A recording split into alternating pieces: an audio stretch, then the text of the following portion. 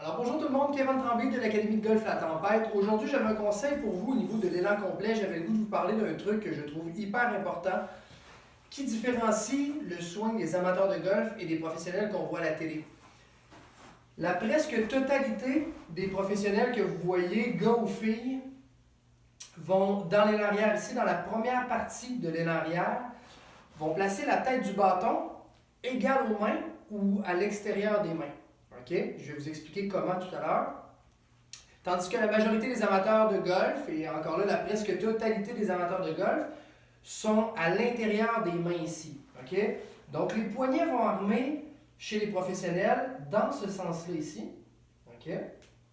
Plutôt que chez les amateurs de golf, les poignets, par volonté de sentir qu'on va chercher plus de puissance, ce qui produit l'inverse, mais par volonté d'aller chercher un peu plus de puissance, vont armer les poignets dans ce sens-là, ce qui va faire que la tête de bâton va être très à l'intérieur. Ce qui va produire habituellement un élan arrière qui est intérieur et une descente qui va revenir de l'extérieur. OK?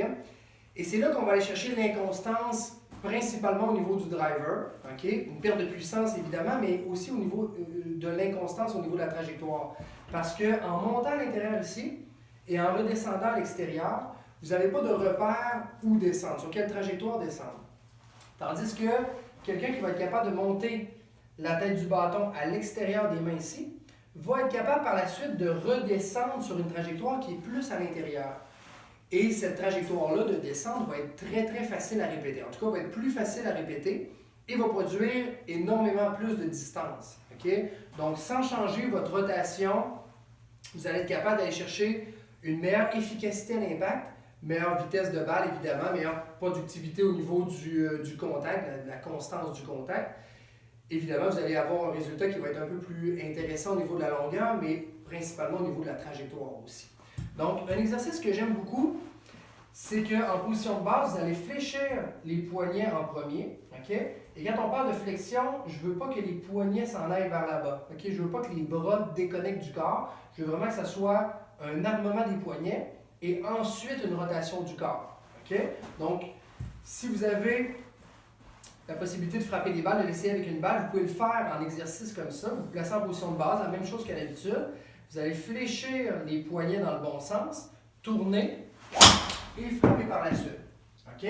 Donc évidemment, quand on fait ce genre d'exercice-là, on ne cherche pas absolument un bon contact. On veut vraiment enregistrer le bon positionnement.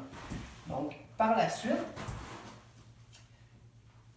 quand vous allez vouloir l'appliquer dans un élan en un morceau, vous allez pouvoir le faire avec la même sensation, d'avoir la sensation que la tête du bâton demeure à l'extérieur des mains. Tout ça dans un mouvement dans la même constance qu'à l'habitude. Alors, essayez ça, vous allez voir que votre constance va être beaucoup plus solide. Alors, au plaisir, les amis.